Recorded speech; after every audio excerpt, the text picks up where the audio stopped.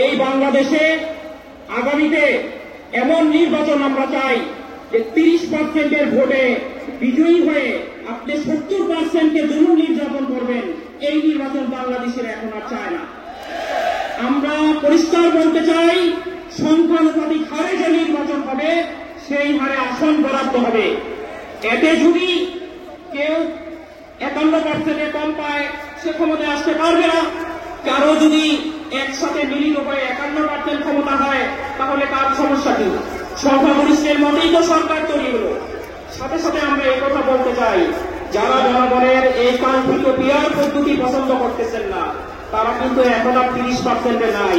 আমরা জানি তারা এখন 10%-এরও কমে চলে গেছে। আগামীতে আমরা আজকে এই জনতার কাছ থেকে এই আহ্বানই সারা বিশ্বের কাছে, সারা বাংলাদেশের প্রত্যেকটি ঘরে ঘরে পৌঁছে দিতে চাই। আগামীতে নির্বাচন অবশ্যই পিয়ার পদ্ধতি দিতে হবে। এছাড়া বাংলাদেশের জনগণ সেই যোগাখুশি আর দুচুরির সেই নির্বাচনকে আর বাংলাদেশের মানুষ কবুল করবে না। সবাইকে আন্তরিক মোবারকবাদ জানাচ্ছি।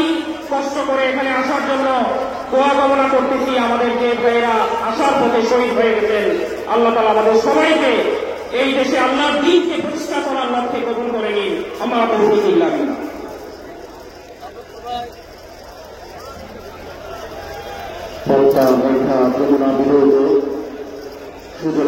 আমার এই বাংলাদেশের 54 নদী গলা টিপে হত্যা করছে ভারত। সেই ভারত আমাদের দেশের রাজনীতি নিয়ন্ত্রণ করবে, নদী শাসন করবে, সবকিছু নিয়ন্ত্রণ করবে, তার বরদাস্ত করা যায় না। ইসলামী আন্দোলন বাংলাদেশের আজকের এই মহাসমাবেশে এক পর্যায়ে বক্তব্য রাখছেন হিন্দু মহাজনের সংগ্রামী মহাসচিব জনাব অ্যাডভোকেট গোবিন্দ চন্দ্র প্রামাণিক।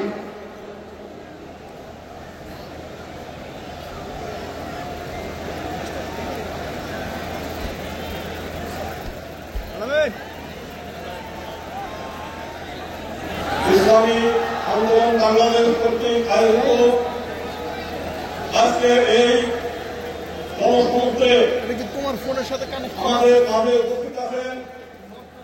গণতন্ত্র প্রতিষ্ঠিত হয় নাই, গণতন্ত্রের নামে স্বৈরতন্ত্র একের পর এক আমাদের গলা টিপে চলেছে। কারণটা হলো এই দেশে এমন একটি গণতন্ত্র আছে যেখানে আপনি 51% ভোট পেলে আপনি ক্ষমতায় যাবেন, আর 49% লোক যারা ভোট পাবে তাদের মতামতের কথা বলে। শুধু তাই না, এমন একটা পজিশন যেখানে মাত্র 30% বহুদলীয় ইলেকশন করে 30% লোক ভোট পেয়ে তারা ক্ষমতায় থাকে, 70% মানুষের উপর নির্যাতন চালায়। এবং আমরা এর আগে আওয়ামী লীগকে একটা ভোট দিয়েছি, আমরা কি পেয়েছি? তারা আমাদের সম্পত্তি করেছে, তারা আমাদেরকে নির্যাতন করেছে, আমাদেরকে ভোট ব্যাংক হিসেবে ব্যবহার করেছে। আমরা এইবার সিদ্ধান্ত নিয়েছি, পীর সাহেব কর্মনায়কের সিদ্ধান্ত নিয়েছে যে পিআর সিস্টেমে যদি ভোট হয় হিন্দু সম্প্রদায় ভোট কেন্দ্রে যাবে না।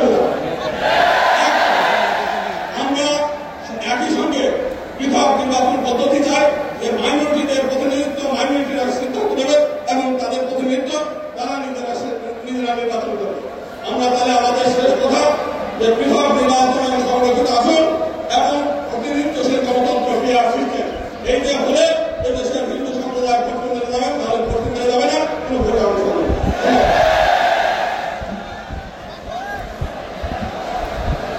সংগ্রামী সাথী বন্ধুগণ, মহাসমাবেশের পর্যায়ে বক্তব্য রাখবেন জনাব দয়াল কুমার বড়ুয়া, সভাপতি বোধিজ্ঞান ভাবনা কেন্দ্র বৌদ্ধবিহার। জনাব দয়াল কুমার বড়ুয়া, সভাপতি বোধিজ্ঞান ভাবনা কেন্দ্র বৌদ্ধবিহার।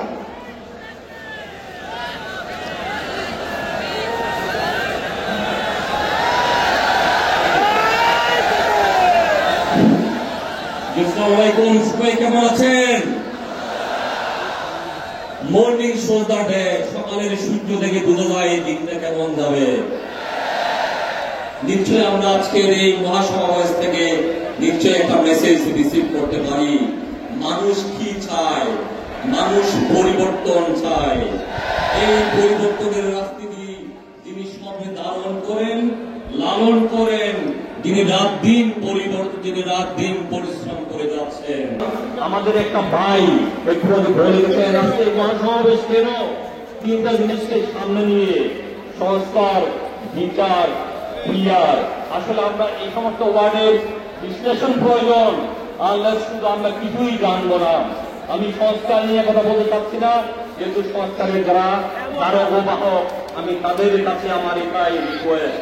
আমি একটা জিনিস বলতে চাই, স্বাধীনতার 54 বছর পরে আমরা যারা মাইনরিটি হিসেবে বাংলাদেশে আছি, আপনারা জানেন প্রায় 54টা নৃগোষ্ঠী আছেন। এর মধ্যে 4টা সম্প্রদায়, বৌদ্ধ, হিন্দু, মুসলিম, খ্রিস্টান। কিন্তু অতীব দুঃখের বিষয়, আমাদেরকে বারে বারে যারা স্বপ্নের লেলিহান, যারা স্বপ্নের বাতাবরণে এই মাইনরিটিকে ইউজ করে যখন সংসদে যায়, তখন তারা এই সংস্কারের কথা ভুলে যায়। তো আমি চাই যারা এবার সংস্কারে যাবেন, যাদের সংগঠনের মধ্যে, যাদের গঠনতন্ত্রে রূপরেখার মধ্যে থাকবে, যাদের মধ্যে ইসলামী আন্দোলনের যেটা গঠনতন্ত্র সেখানে পরিষ্কার আছে সংখ্যালঘুদের অধিকার প্রতিষ্ঠা, এই জিনিস আমি তাদের মধ্যে দেখি নাই। তাদের প্রমাণ আছে এই যে মহাসমাবেশকে আমাদের মতো মানুষকে মূল্যায়ন করেছেন। একটা কথা না বললে হয় না। আমাদের আরেক ভাই যিনি ইসলামিক ফাউন্ডেশনে এখানে আছেন, মালানি ভাই, আমাদের ঢাকা শহরে আছে 54 বছর ধরে।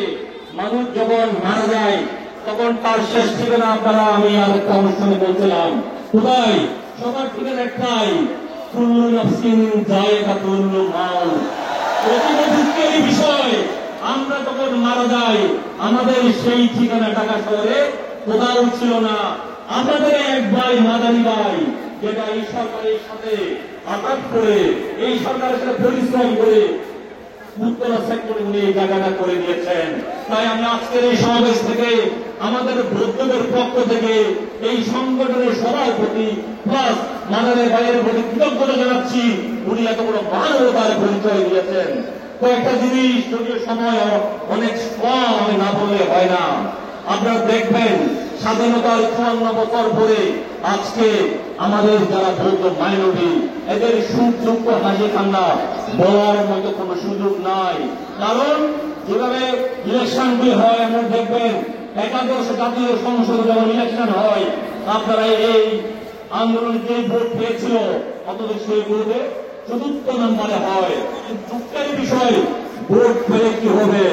এই যে সুবঙ্গের ফাঁকি, এই জন্য আমাদের প্রয়োজন প্রফেশনের এই যে ক্রিয়ার, এটা খুব প্রয়োজন।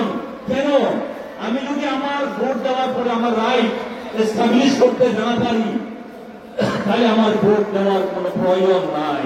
সুতরাং আমরা চাই আমাদের এই গোষ্ঠী পর্যন্ত আমরা শুধু আমাদেরকে ইউজ করা হয়েছে, কিন্তু আজকে আমাদেরকে যিনি এই স্টেজে নিয়ে আসছেন তার প্রতি কৃতজ্ঞতা জানাচ্ছি। তার প্রতি আমরা কমিটমেন্ট ব্যক্ত করে যেতে চাই। পিয়ারের বিকল্প নাই, পিয়ারের বিকল্প নাই। আমরা চাই সামনে এই চরমরায়ের হাত ধরে আমরা বিশ্বাস করি ওনারা নেতৃত্ব দেওয়ার মতো ওনারা ডিজার্ভ করে। তো আসুন সবাই মিলে এই চরমরায়ের হাতকে আমরা শক্তিশালী করি। আবারও সবাইকে সালাম জানিয়ে আমি আবার সংক্ষিপ্ত বক্তব্যগুলো এখানেই শেষ করলাম। আসসালামু আলাইকুম, সবাই ভালো থাকেন।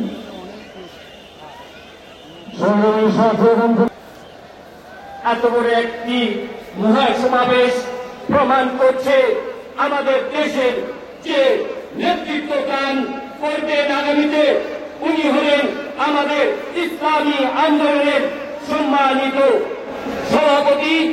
এবং আজকে স্টেজে উপস্থিত আছেন বিভিন্ন রাজনৈতিক দলের জাতীয় নেতৃবৃন্দ এবং আজকে বাংলাদেশ থেকে বিভিন্ন থেকে দূর দূরান্ত থেকে আগত আজকে আমাদের ইসলামী আন্দোলনের প্রান্তীয় কাজীগণ, সাংবাদিক নেতৃবৃন্দ, আজকে আমি যেটি বলতে চাই যে স্বাধীনের 54 বছর পর আজকে আমরা যে জনগণের উল্লাস দেখছি, এই উল্লাসে বলতে চাই এদেশে সংস্কার ছাড়া কোনো নির্বাচন প্রতিষ্ঠিত হবে না, নির্বাচন অনুষ্ঠিত হবে না।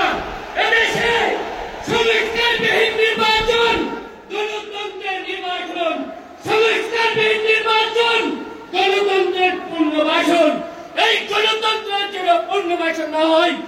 জন্য আমাদের ইসলামী আন্দোলনের হাতকে শক্তিশালী করে আগামী নেতৃত্বে হাত পাকে মার্কায় ভোট দিয়ে এদেশকে দেশ রাষ্ট্র পরিচালনা করার জন্য তাদেরকে সহযোগিতা করবেন এবং এদেশের মানুষের খেদমতের জন্য ইসলামী আন্দোলনকে শক্তিশালী করবেন।